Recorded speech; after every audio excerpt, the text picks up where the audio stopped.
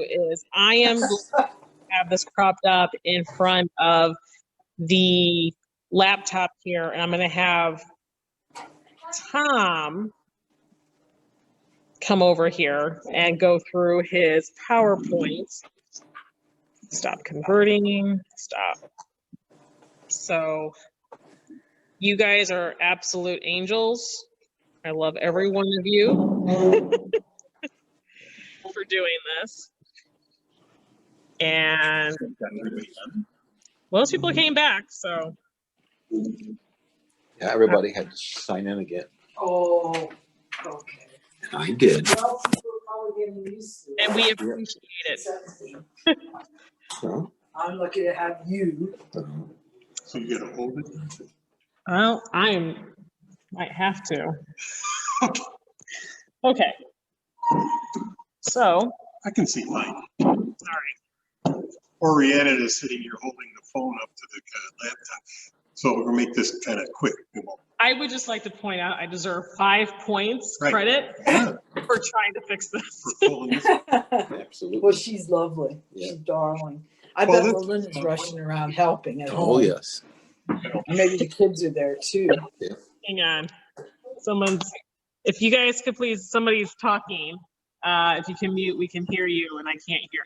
I'm sitting next to them, I can't even hear them. So anyway. Okay. Stupid people. Oh, they are. Dumbos. Somebody's talking. And they're talking, they don't even hear this. Yeah. Then why bother? Yo, coot. Drop dead. Give me just a second. I can. Hello? Hello. We're Okay. still working on it. There we go. Oh, what's happening? There we go. Okay. All right, so this is, what you're seeing is the original architect's rendering of what they thought the Grand Golfmore Hotel rather would look like. And this incredible, I think it looks like the U.S. Capitol. It talks about 500 rooms and Impressive. the whole bit. So somebody was obviously having some really fantasy dreams about building something like that. This is another picture of the Golfmore. This is from a Union labor directory in 1922. And this is actually somewhat what it ended up looking like. However, the hotel, which is up on the top there, did not expand out as much as it shows. And then in front is shows a pavilion on the pier, and that was never built either. So these are actual construction photos. And we're on the beach looking up towards the dune. My favorite thing is I don't know if you can see it, it's probably too obscure. There's a horse up on top of the dune there. Aww. Wow. Aww. And they show up throughout this whole thing. This is the beginning of the scaffolding process for one of the scaffolds for hauling up materials into building it. And you can see the sign there. It says that Scott Dyer is the architect, and then the Rowley brothers are the construction company. I tried to track down Scott C. Dyer company. I actually found a Scott Dyer in Florida, but he was no relationship. The only thing I could find on the architect is he did a movie theater in LaPorte, and he did some one of the golf clubs in Benton Harbor. Rowley Brothers Construction, I really couldn't find much of them. They were out of Hammond, Indiana. Okay, so this is another picture. This is at the creek, State Line Creek, looking towards the sun, obviously the sign in the background, and then the Golfmore would be constructed on the right where the sign is located. Again, the horses and the wagons look like they're from the 1870s. Yeah. So obviously, even in 1922, they were still obviously relying on horsepower. This shows the workers silhouetted on the scaffolding.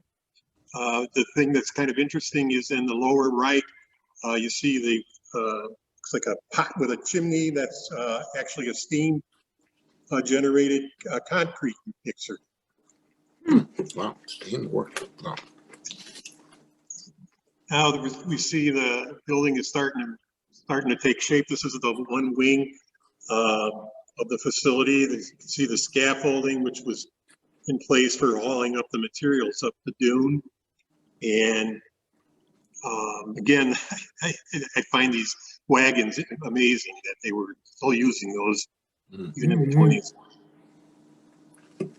And obviously further along, and it starts to take shape. Okay. See the tower on that one. I said that the whole structure was basically made of wood except for the fireplaces and chimneys.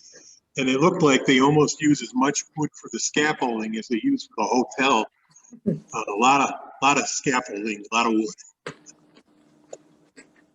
This is another part of the scaffolding. Now we're looking towards Grand Beach, and you can see in the kind of the upper portion of it, the creek, and then over to the upper left, you see that white building. That was the pavilion that was built in Grand Beach. What we're looking at right now is where the front entrance of the hotel was located. If you're in context, it would be if you were standing inside the hotel and looking out the main entrance. This is what the area that you would be looking at. So you'd see the water. This is the internal side. It's beautiful. It must have been gorgeous. Of the Cincinnati hotel. One of the And things it's I making me found think of the interesting Hershey Hotel too. I mentioned that. researching all this was that there was not a lot of photos of the hotel from the back side, I guess you would call it, not the lake side, but the other side of the hotel. But this is one of the few pictures that I was able to find. And you can see we're getting near completion here. This is an ad from, again, from a trade magazine and for ECOD fabrics. And what's interesting about this is obviously the pictures of the construction going on, but also the fact that this was fire retardant material, which it comes into play in a couple of years. This is now a series of photos. We'll just kind of buzz through them. These are pictures of the hotel as it's been constructed and the exterior, so you can take a look at this. Hang on one second.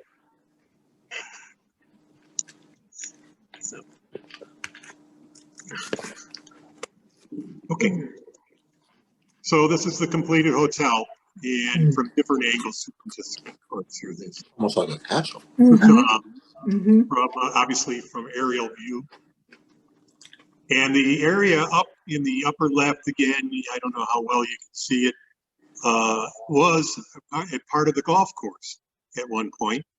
The Grand Beach had ended up building a 27-hole golf course originally, and eventually it's ended up being just the 9 holes that exist today. Again, we're now on the other side of the, quote, the creek, on Grand Beach side of the creek, looking back towards the hotel.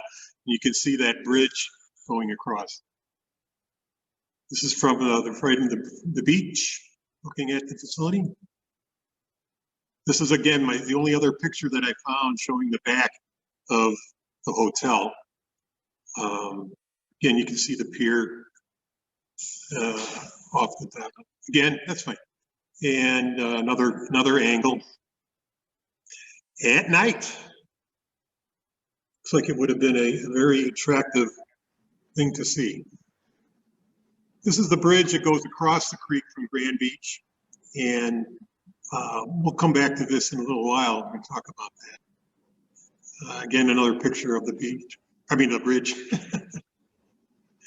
This is the road. This was the main entrance road to the hotel, and it's the current ravine drive that no longer you can no longer drive on. The bridge that's shown in this picture no longer exists, and there was a smaller bridge that eventually built that's still there, but is in pretty bad shape, so they don't allow any automobile traffic on it. Now, this is probably my favorite thing. I got to move up here, so hang on one second. This is an article from Hotel magazine, in 1922. And this talks about, it's kind of like a review of the hotel, talks about various aspects, but there's a couple of really interesting things that come up into this.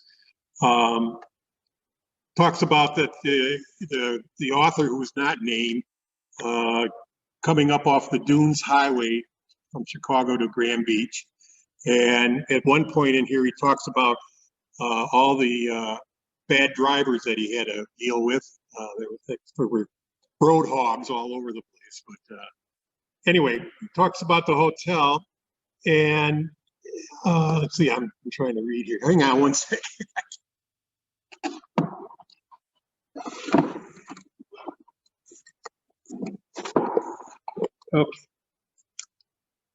Okay, I'm going to just go through this real quickly. It talks about the construction beginning on the hotel in March of 1921, that they had to move several thousand cubic yards of sand to level off the top of the dune. Then it goes on to the hotel contains 153 rooms with bath. It has glass enclosed porch around its lounge overlooking the lake. And the road that you saw the previous picture is being built to the hotel. But what's really interesting is they talk about a couple of items that really hadn't found out much information about. But here it says that there was a 4,000-gallon water tank located in the tower. And I don't know what that is referencing, if they're talking about the towers that are you saw in the pictures of the Golfmore or what. But my understanding or my thoughts were that those were basically just regular hotel rooms, but talks about a tower, which you don't see in any of the pictures. Talks about then that there was a sprinkler system with 12 connections. And again, I'm not sure what it was sprinkling. It might have been just the grass, because obviously when we go into 1939, you'll find that they did not have a sprinkler system, fire retention sprinkler system. It's too bad they didn't. This is a little scary, this next part. It's called I'm going to read this to you. It says, the sewage is taken care of by Yeoman ejector, which forces from the receptacle over 2 high hills to a seepage bed, 60 by 80 feet, from which the solids are removed for fertilizing the golf course. Now, if you think about that, what they're saying is basically you flush the toilet and it goes to a seepage bed that's right next to the creek, and then somehow they're removing the solids from the seepage, from the sewer seepage bed, and using that for fertilizer. Every time I think about that, it just drives me crazy. I can't imagine, what that did to the water quality and everything else they had there. The one other component that they bring up, which I never saw and never seen any other reference to, it says that an interesting feature of the new Golfmore was that the company drilling for water struck gas, and they determined that it had a flow of 100 pounds per square inch pressure. And they were talking about utilizing that to supply the hotel for heating and cooking. And to verify that it was there, whoever the author was talking to lit a match and to show the flame coming off the gas. It was coming out of the ground. So why they didn't blow themselves to pieces, I don't know. But, okay. Okay. All right. Okay. All right. Yeah, so this was from, like I said, was the Hotel Monthly from August 1922. And you can see on the very last line, it talks about the only unpleasant feature of our motor tour was all the road hogs, which makes me think of the W.C. Fields film, If I Had a Million, where he's going after the road hogs. Okay. I lost my 5 points, guys. I'm sorry. Okay. And these are some interior shots. Again, these are kind of rare, but gives you an idea what the facility looked like. This was called the Lounge or Great Hall in the main building with the two towers that were located on either side. What I find interesting about this, obviously the 1920s architecture, the furniture styling, that, but the fact that they had carpeting all over the floor. And when you remember that this facility is, located about 100 feet from the lake, I can just imagine all the sand that was tracked in and how they dealt with all that. So anyway, again, the same room, just from a different angle. You can see the fireplace in the center there. They kept a kind of a Tudor exterior and interior in this area. And again, this is the same area room. A little bit later in time, I guess, furniture has changed.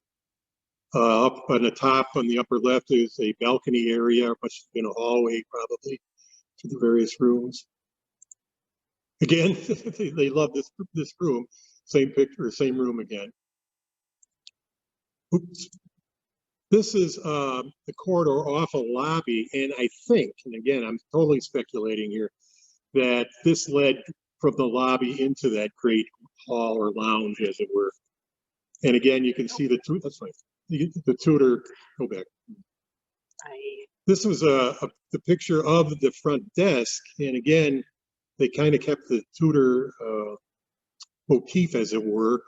But then at some point, it must have been in the 30s, they changed it quite a bit, and it looks like they put linoleum down on the floor versus carpeting. So maybe they got wise.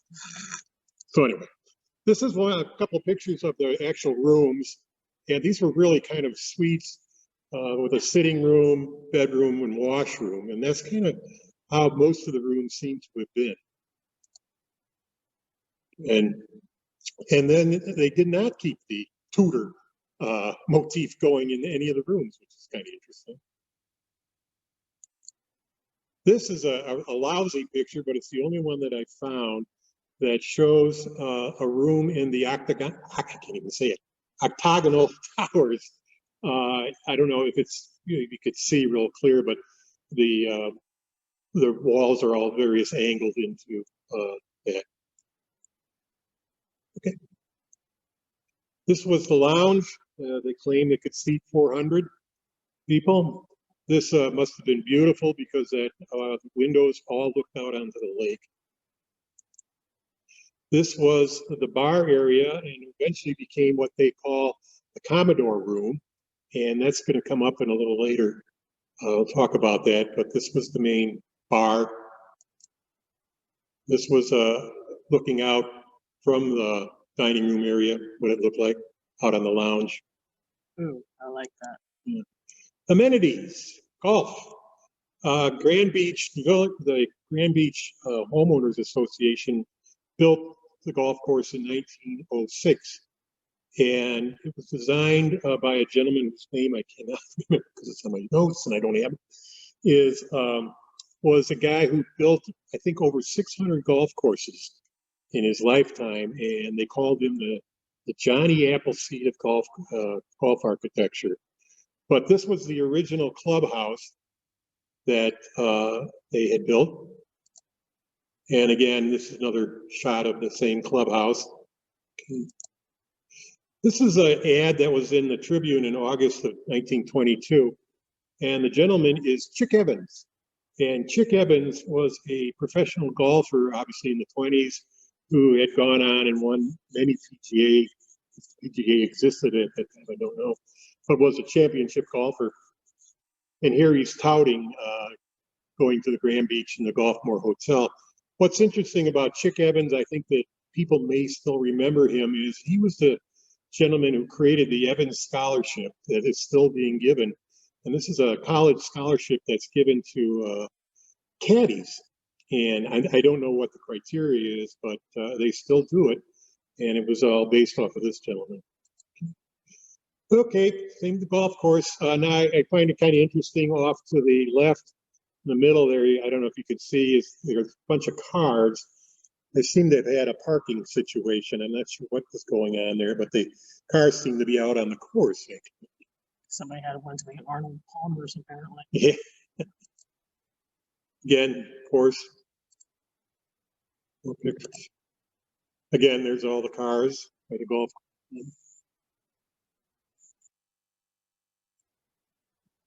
This is another shot, and this is looking back down Station Road, which is the main road, and again, in the very background, again, you probably cannot see real well, but you can see the entrance gate and the railroad station, which we'll talk about in a minute, and the golf club. And this was the second one that they built, and this was the one that we were talking about before with the Golf Inn, that people could rent rooms at this facility. This is from 1927, the golf rates. I imagine they're a bit cheaper than what they are now. I think it was $2 to play. And you notice it talks about the 27 holes still in existence at that point. Equestrian. Horses were a big deal at the Golfmore. And you can see the hotel in the background. This was taken out at the stables. The reason I like this picture is if you look at the little boy and kind of look, he's got a Mickey Mouse t-shirt on, and this picture I think was taken in 1931. And so it's interesting that corporate t-shirts were a big deal back then, or Disney was on top of things even back then. Well, given Mickey Mouse came into public conscious in 1928, that's right. even more impressive. Yeah. Again, this is the Golfmore in the background. The gentleman on the horse is a gentleman by the name of Charles Abbott, and we're going to talk quite a bit about him in a little while. But he liked to have his picture taken on the horse in front of these facilities. There's quite a few pictures of that. This is, again, we talked about earlier, the pony carts, and here's a close-up of that. And then if you look to the right, behind the girls, just off the horse's head, you can see the railroad station that was there for Grand Beach. This was the stables, obviously, Golfmore Hotel riding stables.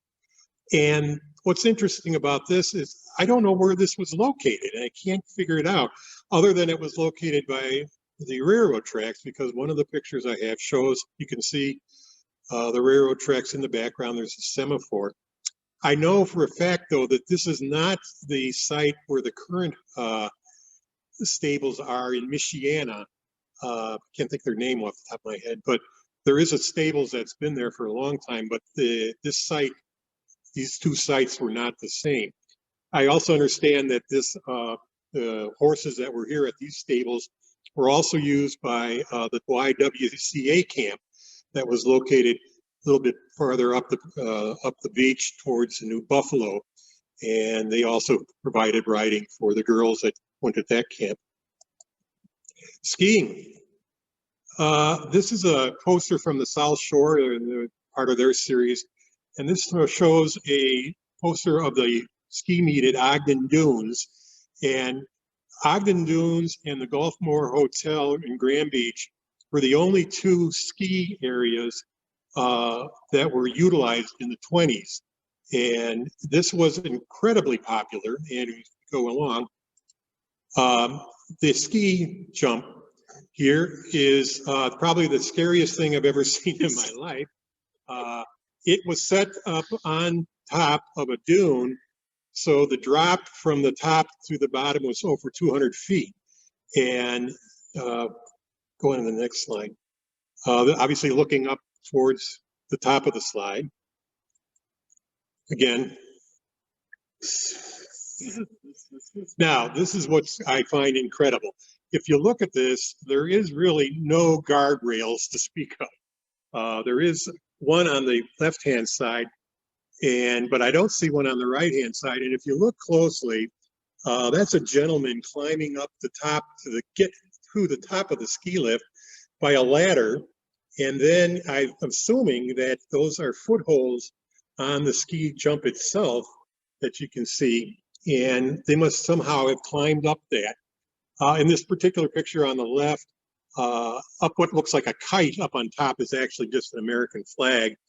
But, just climbing up this thing, I think would have been dangerous, very dangerous. Chicago Daily News ran a whole series of pictures of the competition, and these were ski jump competitions for, obviously for distance. And think this is coming off of the ski slide. Then this is a dune that we'll show a little bit later, where they ended up going down. It's still, to this day, it's still quite a drop. And coming off. And look at the amount of people that are watching this. Now, they claim that there was over 20,000 people that would come to these things, to these ski jump lift competitions, and it drew international people. You can see this is the hotel with the ski jump in this background there, and you can see the people lining up along the ski jump area, landing area. Again, amount of people, it's pretty amazing that many people were interested in that. Again, another look. There's the, on the bottom there is the bridge that we had talked about earlier. That was also the bridge on the main entrance to the hotel. And part of the ski tournament. This is showing the skiers coming. They just come off the train. That's the railroad station in the background. Michigan Central ran special trains from Chicago for skiers. Also, the South Shore Line ran trains up to Michigan City, and then would run shuttle buses over here to Grand Beach for skiers. These are examples of the various ski tournaments of 1924, 25, 26. And then they listed all the various competitors, and you could keep, your score by yourself. The ski tournaments went from 1923 to 1928, as far as I can determine, and then stopped. This is from a couple of ribbons, official and a press pass ribbon from 1927 from their tournament. Other activities. Well, Golfmore also offered ping pong. Down on the below left is a tennis court. Obviously the beach, the pier going out. This is not the main pier by Grand Beach, but this was a separate pier. And I think, and I don't know for a fact, but when I was a kid, this is the beach we used. I think I scraped myself on a pipe in the water, and I have a feeling it might have been part of this pier at one time. The pipe's long gone now. Again, the bottom of the picture is tennis being playing out in front of the facility. I just like this picture because it shows people hanging out, and you probably can't read it real well, but up on top on the fence are a couple of life preservers that say SS Golfmore. Shuffleboard, big thing in the 20s. Again, had courts all over the place. This is a map of all the trails that existed, and the map was given out to guests at the hotel. And it's a pretty extensive trail system, and the trail system still exists in some capacity. As I had mentioned, there is a horse stables in Michiana, and they do group rides, and you can still see them on some of the trails in the Michiana area. In the Michigan Shores Grand Beach area, I think they pretty much have been obliterated. Where we lived, we actually had a portion of the bridle path went through our backyard, and you could still, and it went down to, you could take it if you went through the bushes though, even though it had grown up, you could take it all the way down to where the lake was. This was another handout that was given to guests. Talks about all the hotel services that were available and that you could arrange for saddle horses, fishing trips, all kinds of different excursions, backgammon, ping pong. And church services. Church services. And of course, the other big thing was the beach and the lake. It says the water is fine at Grand Beach, Michigan, a colored postcard. And these are pictures, these were postcards of Grand Beach, of the beach. Now, if you were to walk out that area right today, it's not there. There is absolutely no beach. The lake height has just obliterated most of the beach, all the way, you know, probably from the state line, all the way up to the New Buffalo area. It's really amazing. Again, my family had been going up here since 1962. I've never seen the lake this high. There was always some beach, but currently there's nothing. And it's really unfortunate. People would die to have a beach like that today. And in the background, you can see the pavilion again from Grand Beach Pavilion. And this is looking from Grand Beach back towards the hotel. And if you go over right to here, the gentleman standing there is our Mr. Abbott, the gentleman we saw on the horse before. He liked to be in the pictures. And this is the bridge that went from Grand Beach across the creek and lined up on the patio of the Golfmore. And that patio is above a vestibule area, which was the main entrance. I want to come back. We're going to come back to that patio and that vestibule area in a little bit. Up on the top upper left, you can see the pier from Grand Beach. Okay. I'm not sure what these ladies are doing, but it was in a promotional brochure for the Golfmore talking about their daily dozen. I'm not exactly sure what they're doing, but they're doing it daily and they're doing it a dozen times. And this is a nice shot of Grand Beach. Staff. Not a lot of information on the staff. This is the only picture I really found of a group photo of staff. This is from 1934. And I don't know any of the names. I don't know who any of the people are. But this is the kitchen. Looks like the kitchen staff, cooks, waiters, and probably housekeeping, it looks like. These are another picture. We're on the patio of the hotel. I'm not sure if these gentlemen were part of the staff or they may have been guests. I'm not real sure. The fact that they look like they're, you know, pretty casually dressed, maybe they are visitors. Again, I'm not positive. Again, these two gentlemen are in uniform of some sort, so they might have been bellhops. But you can see in the background the towers, and if you look, and again, because the image is not that great, but you can see the stucco swirls that covered the entire building. So the whole building was made of wood and stucco.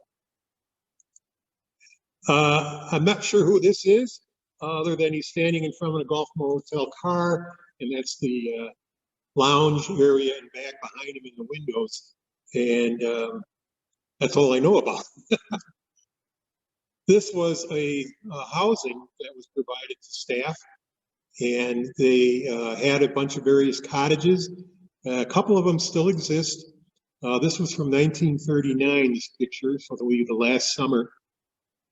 And the staff stayed at these various cottages, and they also stayed at the lodge that we had talked about earlier. One of the things that they had at the Golfmore is that they had a number of bands that played, swing bands, early jazz bands from the 1920s into the 30s. This is the Grand Beach Orchestra, as it says on the bottom of the card. I have no idea who any of the gentlemen are. They are standing in front of the bridge and patio area. Then again, another picture of the Grand Beach Orchestra. And another picture of them. But again, you can see the bridge in the background crossing the creek. They seem to be standing in front of one of the towers there. This is Jack and Russell and their music. And this was another band that played in the later 30s at the Golfmore. They actually did some recording, which I found. Also, there was a talk about, again, I haven't totally verified, that they used to do big band remotes from the Golfmore, specifically NBC radio. And I would love to find a transcription of one of those, but so far, nothing has shown up. This is just an ad from the 1939 talking about the dance nightly and the various performers that they're going to have. Oop. This is a copy of the room rates from 1927 and then the 1931 menu from the Golfmore. Again, this is, well, we showed this before. This is the golf course and the various fee structures that they had. And this is the other side. It's very faint, but this is the fees for renting rooms at both the Golfmore, that's on the left, and then on the right is the Pine, at that time they called it the Pinewood Inn.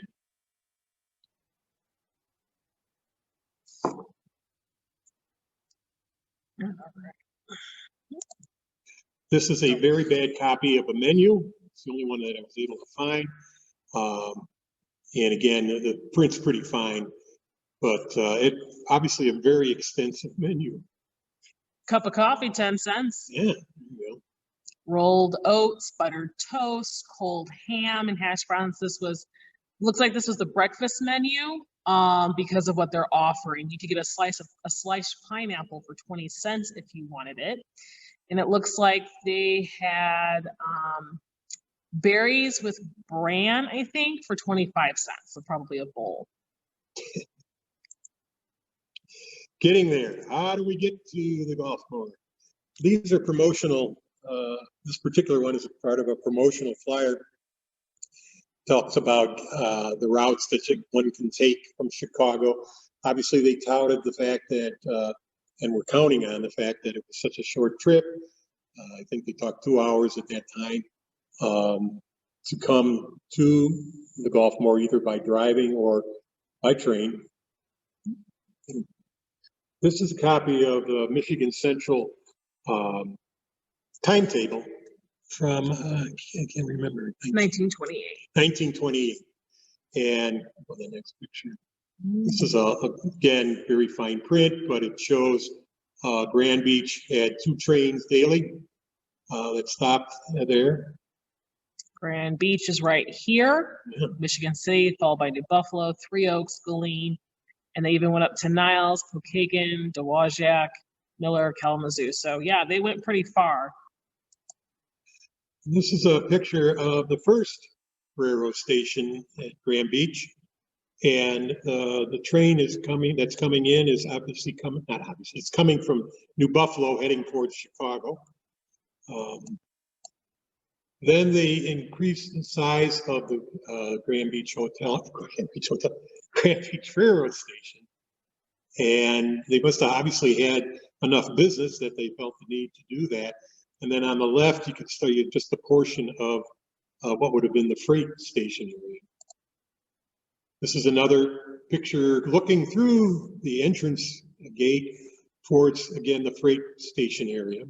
And there's a, there was a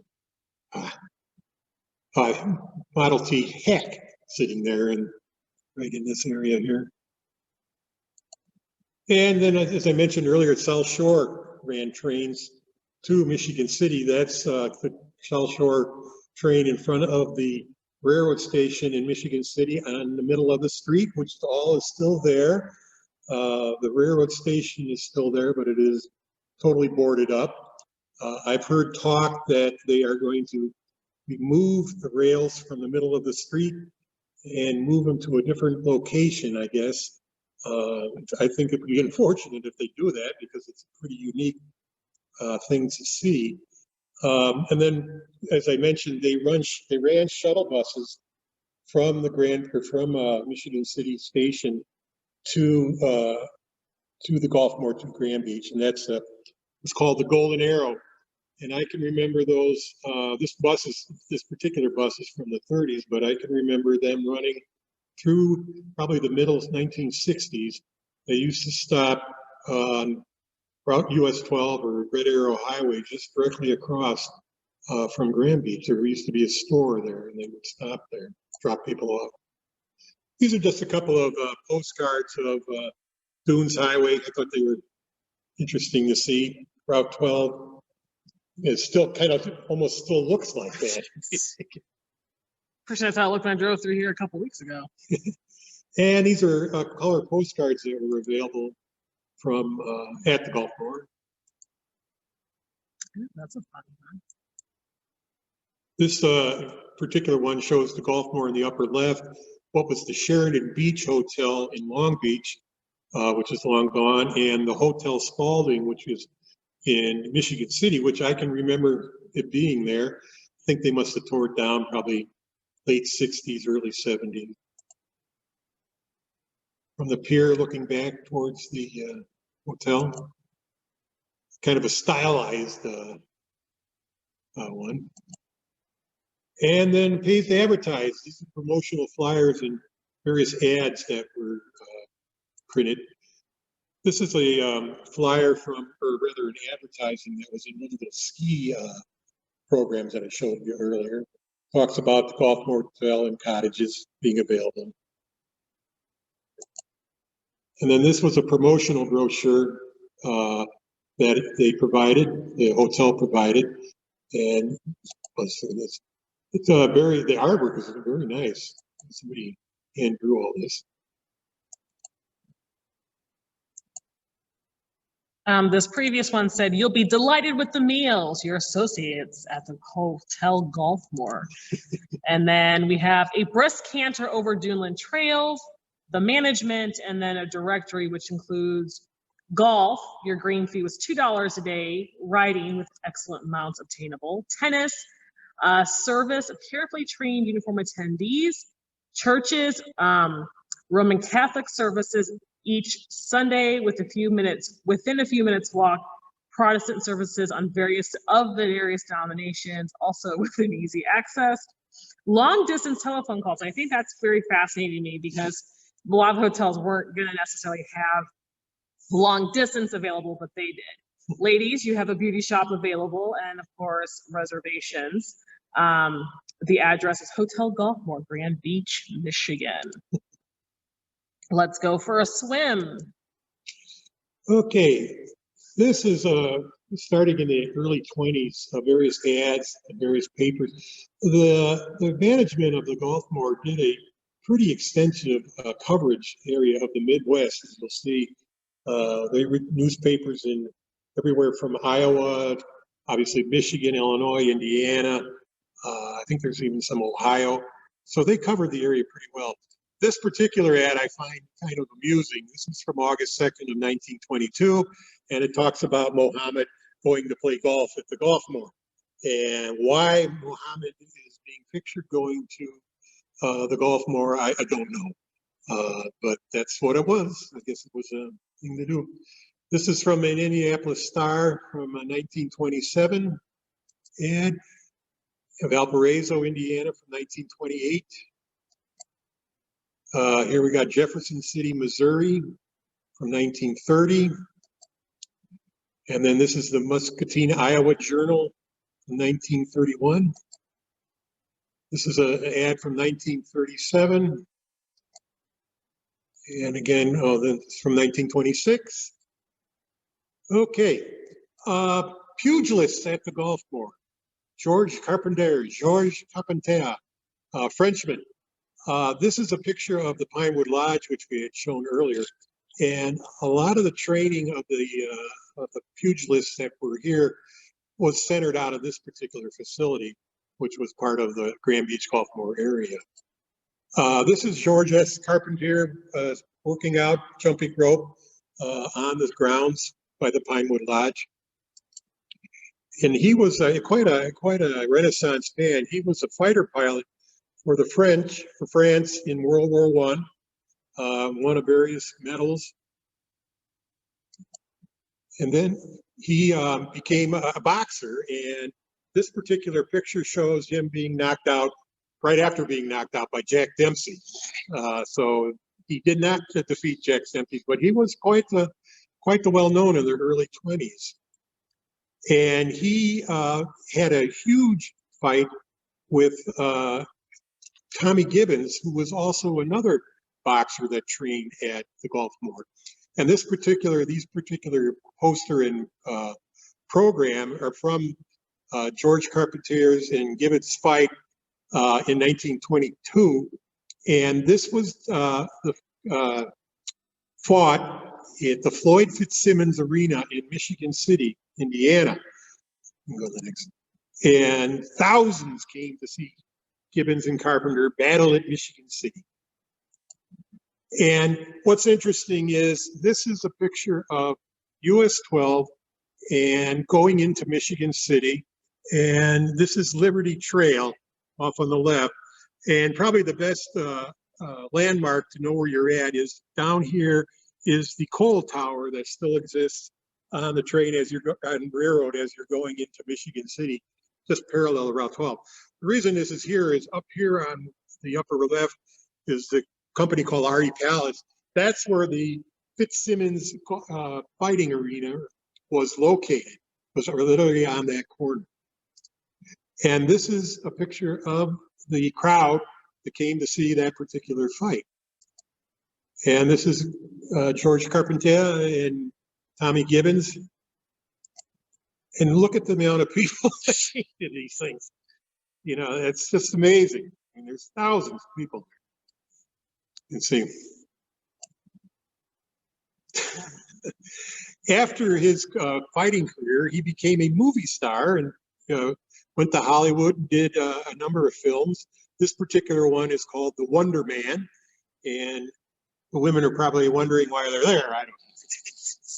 So, and this is a picture when he was in Hollywood, and the gentleman on the left is that Charlie Chaplin. Yeah, that's Charlie Chaplin.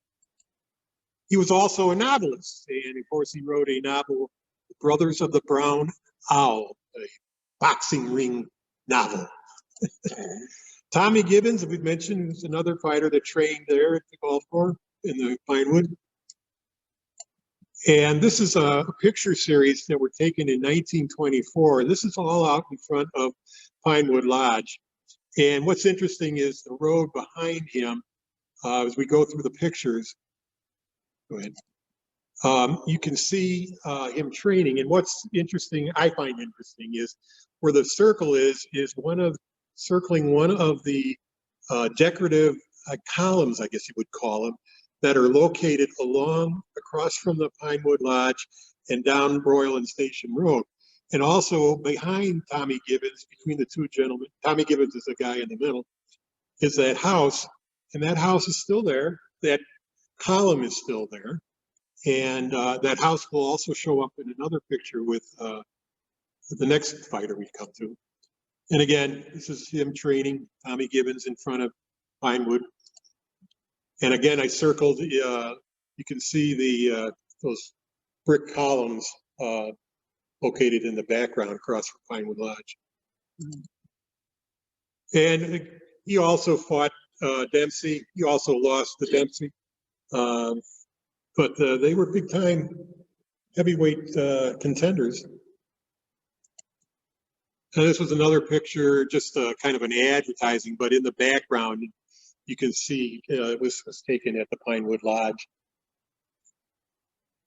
It says the back that Dempsey never saw. Tommy Gibson, who went the full distance with Jack Dempsey at Shelby, Montana last July, is in hard training for his forthcoming battle with the French heavy lightweight Carpenter, May 31st. So this must have been for that one at the Fitz. Right, Cool. yes. And it's kind of the same series of pictures. Again, you can see the Pinewood Lodge in the background. Now, the next fighter is probably the most well-known is James Braddock and the Cinderella Man. And there was a movie, I think came out in 2004, 2005, by Ron Howard. It was the Cinderella Man. It was about this gentleman here, James Braddock. And he trained, he was at the Golfmore at Pinewood Lodge training for a fight with Joe Louis at Comiskey Park in 1937. So he loved the photographers and he liked to pose. Shirtless too. Yeah. Obviously he's training, see the Golfmore in the background. It's the bridge. This is, he's working with a sparring partner, and they set up a ring just outside the Pinewood Lodge and invited press to come in. There's actually if you go to YouTube and James Braddock, there's actually a newsreel shot at the Pinewood Lodge of him training. It's very brief, maybe 15, 20 seconds, but you can see the training camp area. This is his staff. Braddock's the gentleman in the middle. I would love to have had one of those Golfmore sweatshirts. Now, this is an interesting picture. This is inside Pinewood Lodge. James Braddock is on the right. He's actually holding an axe by the fireplace. But the other gentlemen in this photo are interesting. The first gentleman on the left in the dark suit is a guy by the name of Olin Soule. And Olin Soule was a radio actor.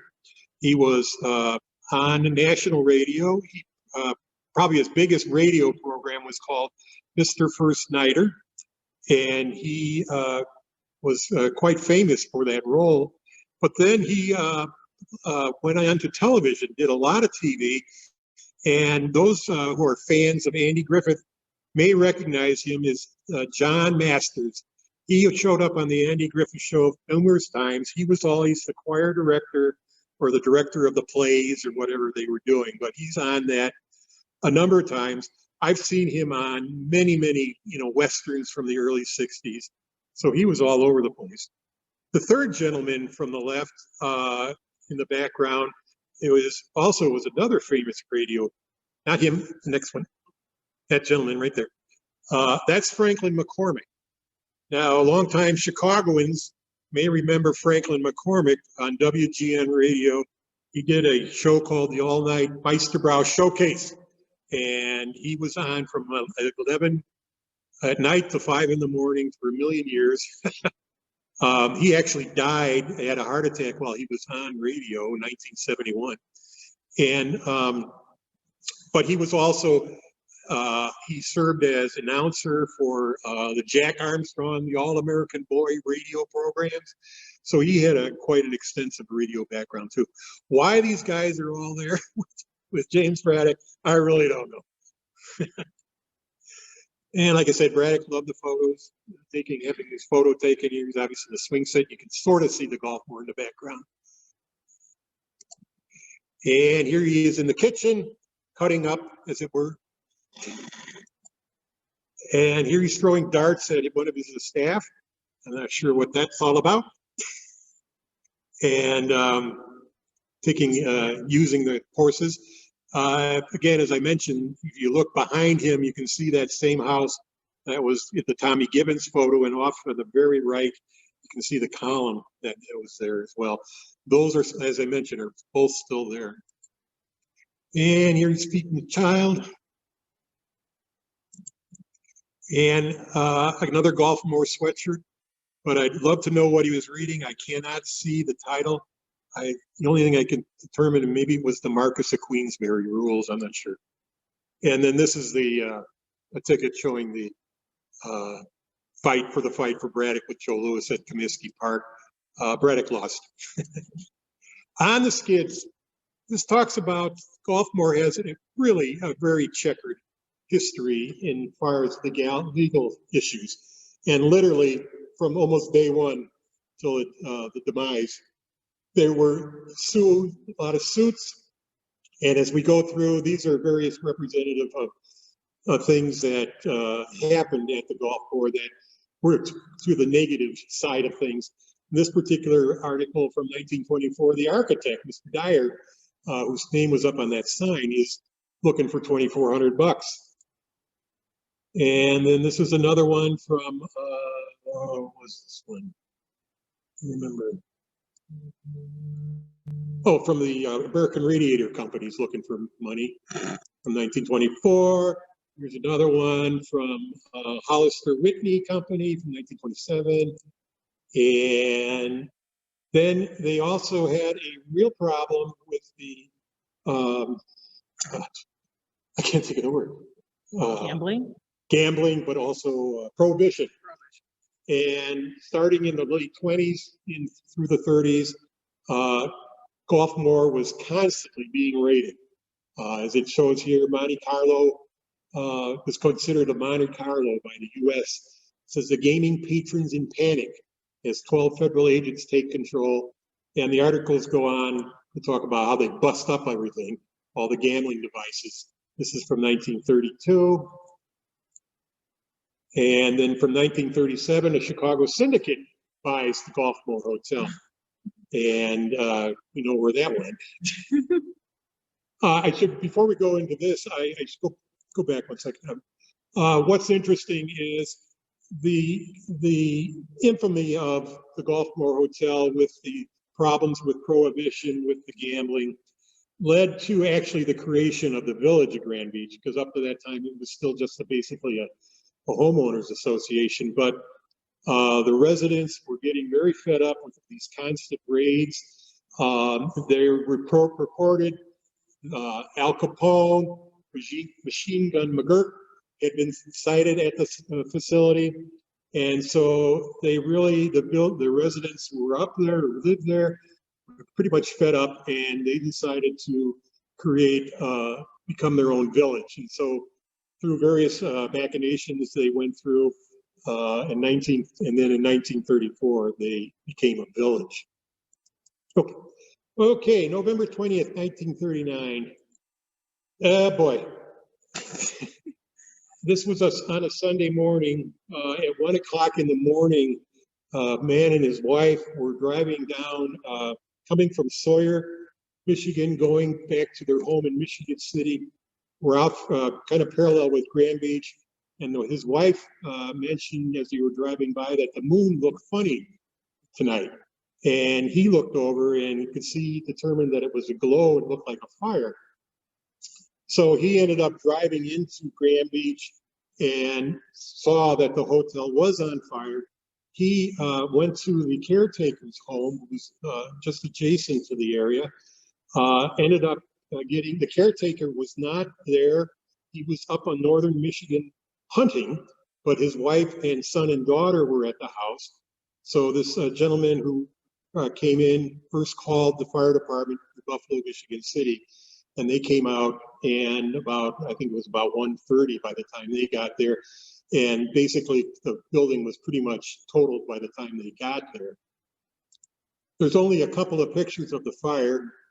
This is looking for that bridge again, back towards the facility. And then this is what remained, basically 2 chimneys. This is from Grand Beach looking over. All that's left. Now, when the Michigan State Police were on site, a couple interesting things. When they first arrived, and the fire was still located in one of the wings, but they reported that they went towards the main entrance and found a bunch of furniture sitting outside the main entrance.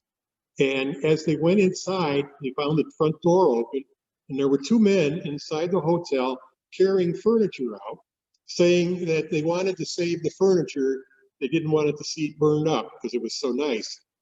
They determined that the 2 men, I think one was from LaPorte, one from Michigan City, were drunk, and basically they shagged them out of there. But even though this was the fire was in November, and this area is, relatively remote back then, they still had a crowd show up, and people ended up using the chairs that those guys brought out to watch the fire. But the Michigan State Police were on site, and they eventually contacted the next day their arson investigation division, who sent out a couple gentlemen who investigated the fire, because in talking to a couple of witnesses had indicated that they had known that the fire probably was going to be set, and that there was, some kind of hanky-panky going on. They investigated all these various leads. They did eventually locate 2 gentlemen who had some connection with the Golfmore, had a prison record, had an arson record, and they were able to trace them basically to South Bend, and then they lost contact. They could not find them. So then this was probably over a period of a month. And at that point, the head of the arson division from the Michigan State Police decided that he did not feel that there was arson involved in this fire, and that they were going to drop the investigation, which they ended up doing. So there was nothing ever determined on how this fire started. But what's very, very interesting is the Golfmore fire was on November 20th of 1939.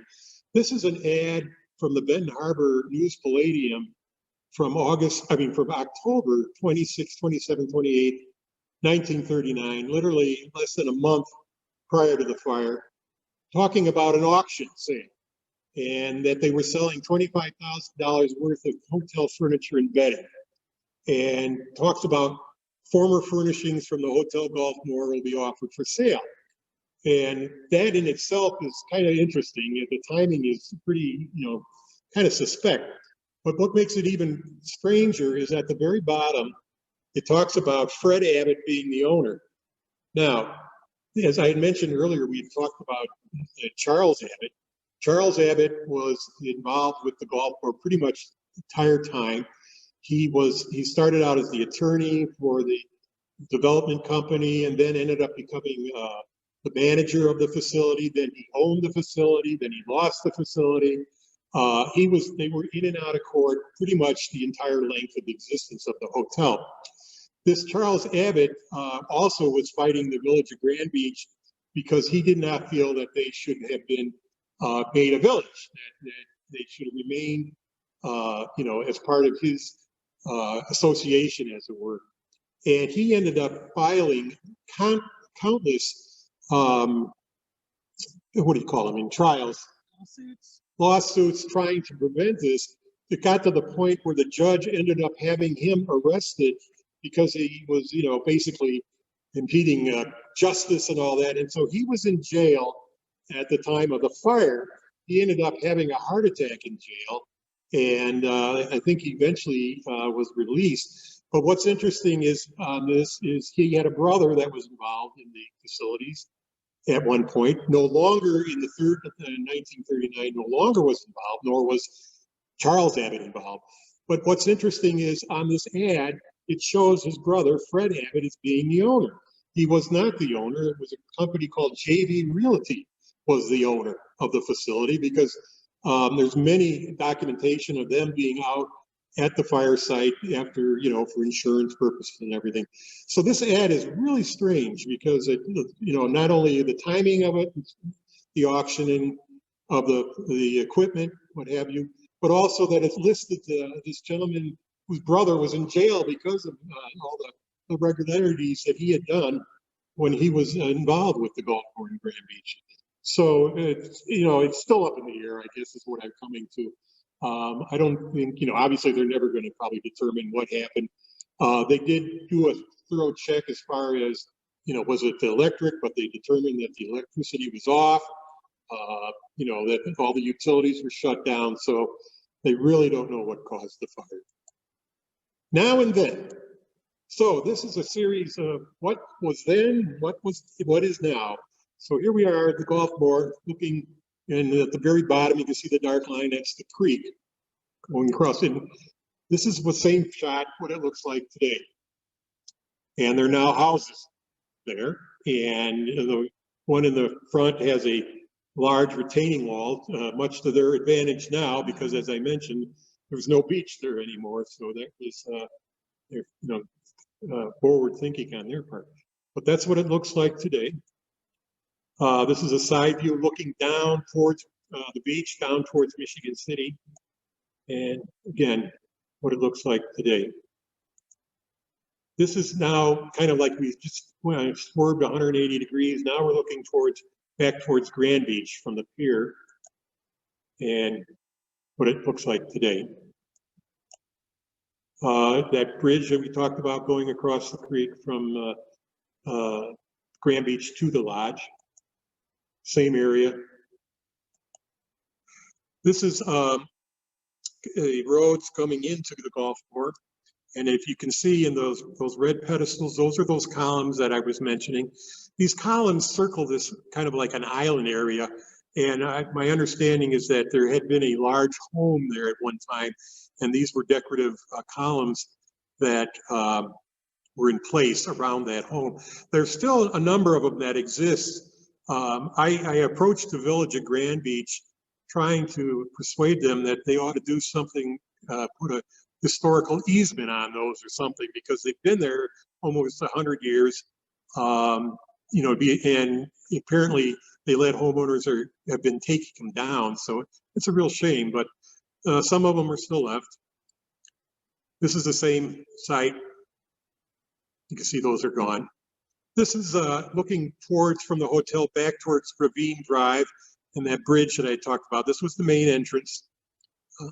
And this is what it looks like today. Now, obviously it's not, I didn't take the picture up above. This is what it looks like now. The bridge is really pretty modest to what it used to be.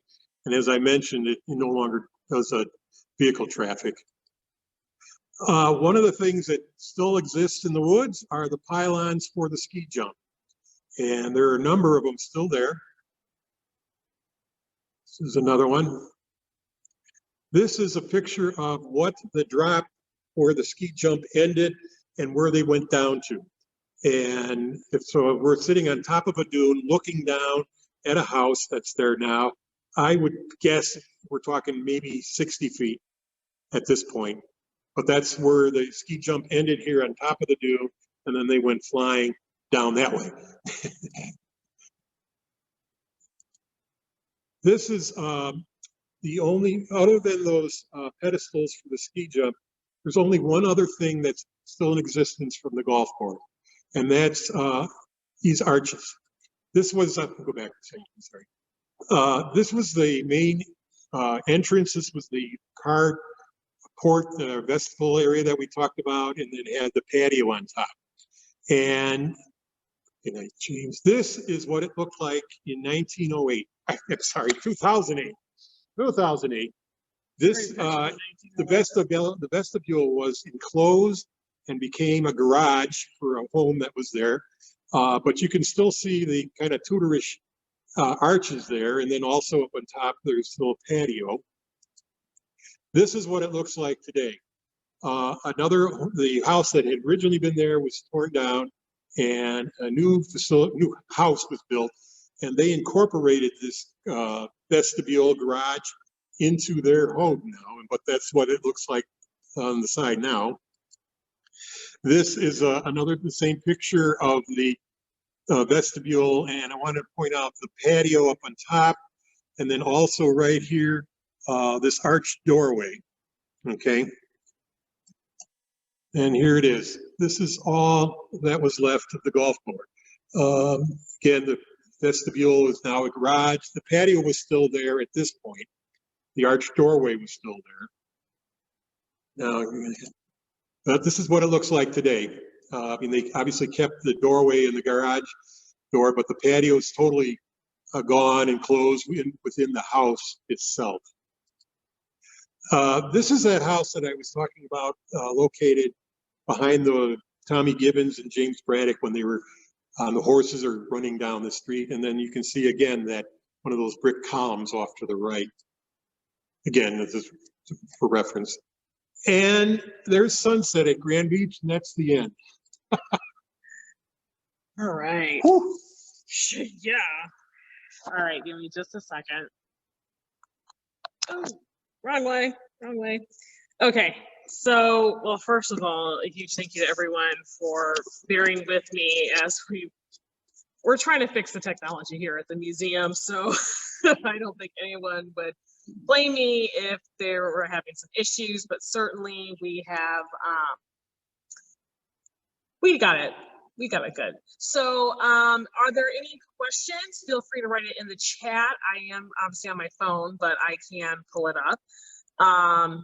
And so if there's questions, feel free to toss them into the chat in terms of like people who live there, people who work there, you know, other things. I mean, I think you were pretty thorough, so I don't know how many. I have no questions.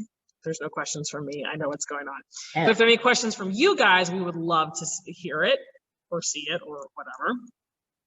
So trying to keep an eye on chat.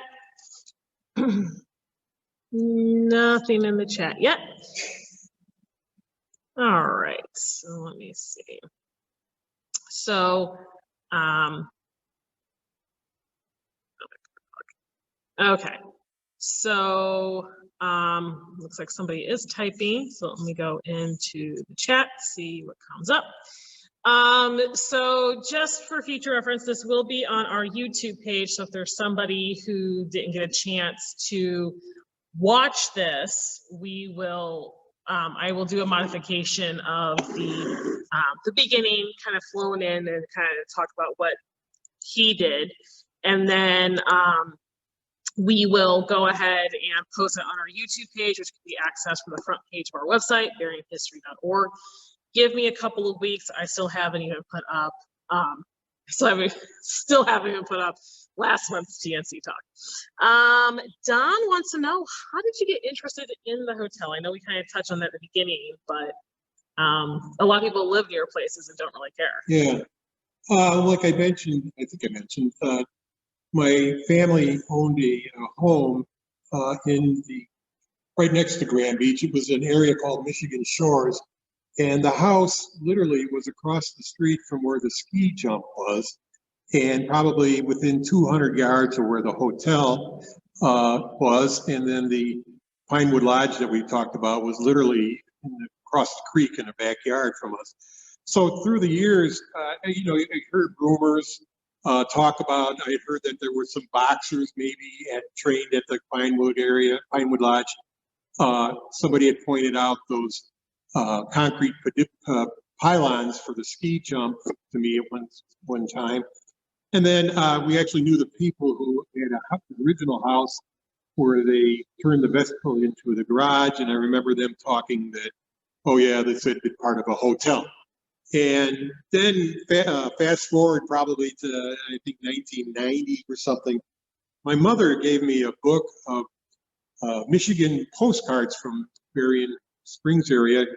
And part of the Grand Beach had a number of postcards from the Golfmore. And that got me very interested more on the, what was this place and, what exactly happened here. So that's what really inspired me on that. Suzanne's iPad. Suzanne says that she was just looking at the Fulton History newspaper site, and there are several references in quite a few of the papers regarding the hotel. She found reference naming one of the members of the Myron Waltz Orchestra dying, a Sheldon Grimes of Angola, Indiana. Bill Roberts says, you talked about the ownership of the hotel at the time of the furniture sale, but the ad stated who was the owner of the furniture and not necessarily was a, okay, sorry. But the ad stated who was the owner of the furniture, not necessarily the same person who may have owned the hotel. So I never thought of that. It's a real possibility. I don't know. I don't know. It would seem a little odd to me though, that would somebody separate person would own the furniture.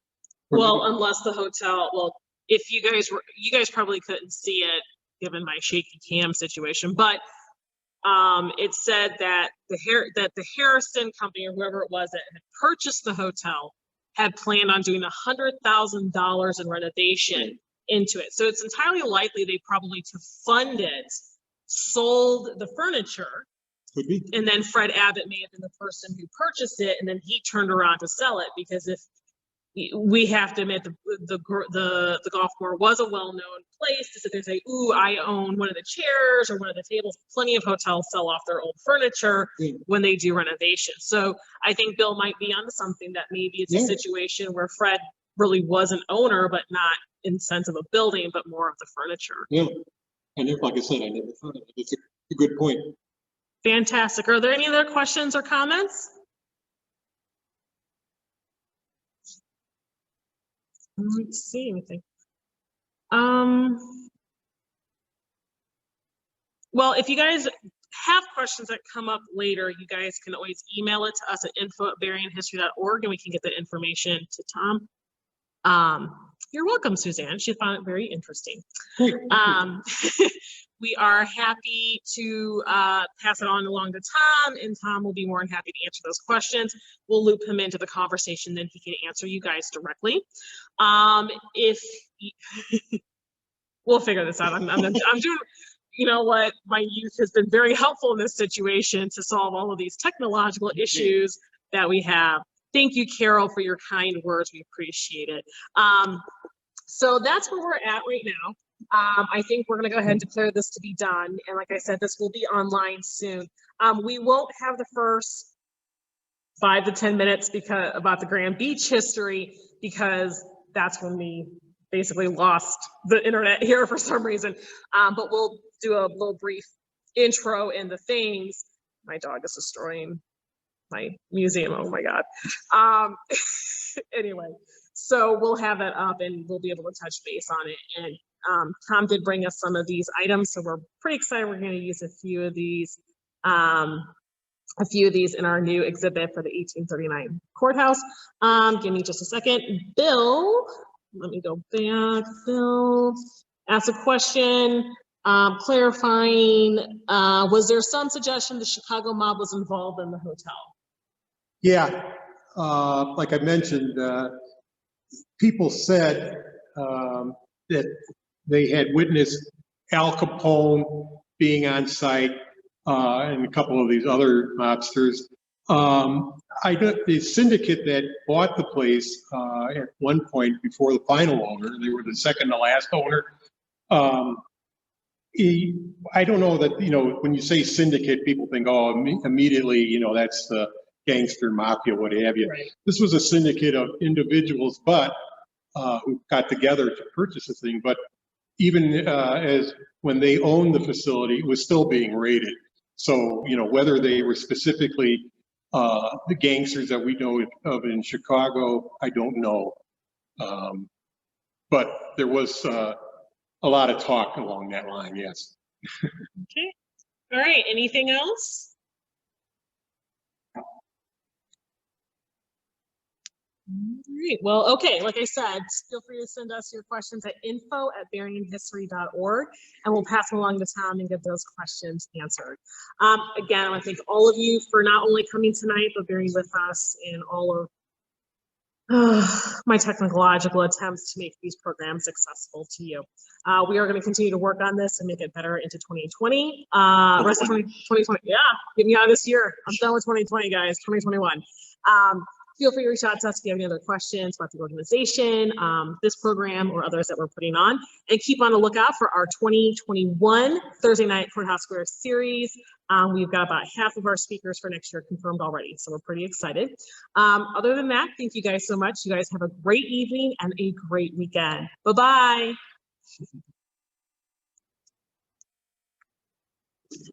Oops. In the meeting for all. Bye-bye.